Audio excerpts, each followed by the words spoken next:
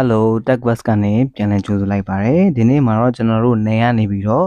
laptop တစ်လုံးကို SSD upgrade လုပ်ဖို့ပို့ပေးထားတာလေးဖြစ်ပါတယ်ဒါလေးကျွန်တော်တို့က SSD upgrade လုပ်မယ်လုပ်ပြီးတော့လို့ရှိရင်ဒီအထဲထဲမှာပေါ့နော်အတွင်းထဲမှာရှိတဲ့ဒီဖုန်းလေးတွေကိုကျွန်တော်တို့ဘက်က free အနေနဲ့တန်းဆင်ပေးမှာဖြစ်ပါတယ်ပြီးရင်တော့ SSD ထည့်မယ်ပြီး Windows free တင်ပေးမယ်ပြီးရင်တော့နေကိုပြန်ပြီးပို့ပေးမှာဖြစ်ပါတယ်အခုတော့ဒါပြီးသွားပါပြီအလုံးလေးကတော့ဒါကျွန်တော်တို့ testing လုပ်နေတဲ့အနေအထားဖြစ်ပါတယ်